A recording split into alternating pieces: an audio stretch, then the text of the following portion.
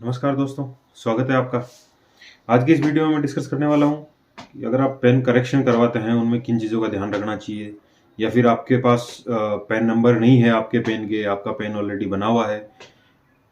तो अगर आप ई मित्र या एनएसडीएल पे कहीं पैन कार्ड बनवाने जाते हैं, आपके आधार के डाटा वहाँ एंटर करने के बाद वहाँ शो करता है कि आपके इस आधार से कोई ना कोई पेन लिंक है या पेन दूसरा बना हुआ है।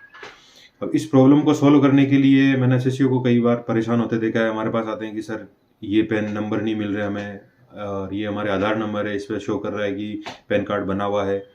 तो इसके लिए आपको कहीं भी चक्कर लगाने की जरूरत नहीं है, ना डिपार्टमेंट में आने की जरूरत, ना एनएसडीएल पे, ना यूटीआई पे कहीं ग्रीवेंस वगैरह की। आपको सीधा सीधा एक सॉल्यूशन है।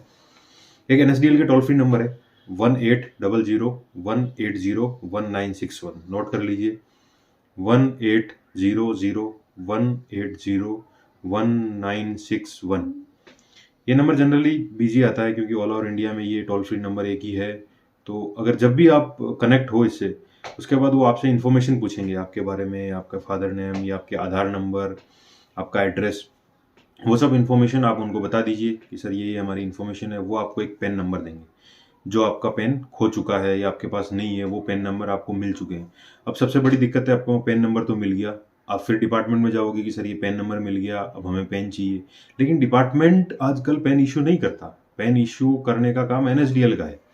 आप वो पेन नंबर लेके डिपार्टमेंट में मत जाइए, आप वो पेन नंबर लेके एनएसडीएल के नियरेस्ट सेंटर पे जाइए। वहां जाके बोलिए सर ये हमारे पेन नंबर है और इसी से हमें नया पेन बनवाना है।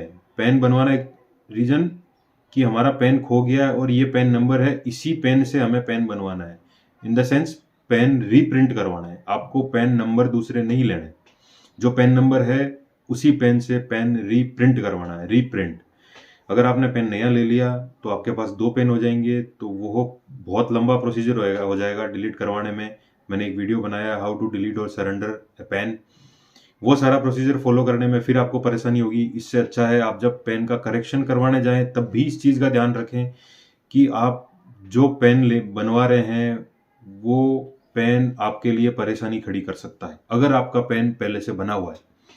तो अगर आपका पेन पहले से बना हुआ है तो आपको उसी पेन में करेक्शन करवाना चाहिए, नए पेन नहीं बनवाना। अगर नया पेन बनवा लिया, आपके पास दो पेन हो गए, फिर वो बड़ा इशू हो जाएगा, आपको वो प्रोसीजर फॉलो करना पड़ेगा। और अगर आपने टाइम पे इस पे ध्यान नहीं दिया तो इनकम टैक्स डिपार्टमेंट इस पे पेनल्टी लगा सकता है। Section 272B income tax act के अकॉर्डिंग आप पे 10,000 रुपये की पेनल्टी लग सकती है। इसीलिए करेक्शन में सबसे ज़्यादा इंपॉर्टेंट चीज़ ये है, आपको उस चीज़ का ध्यान रखना है कि करेक्शन करवाते टाइम ये इशू बहुत लोगों में, बहुत लोग हमारे पास आते हैं कि सर मैं गया तो ई मित्र पे पेन का करेक्शन करवाने था, लेकिन मेरा पेन दूसरा बना दिया गया। लेकिन डिपार्टमेंट इसके लिए लायबल नहीं है। आप पेन बनवाने गए थे तो आपको इस चीज़ से अवेयर रहना चाहिए कि मेरा पेन पहले से है। या ई मित्र वाले के पास जाओ तो उनको बोलो कि मेरा ये पेन ही करेक्शन, इसी पेन में ही करेक्शन करवाना है, दूसरा पेन नहीं बनवाना है। सबसे बड़ा इशू यही है, इसी चीज़ का ध्यान रखना चाहिए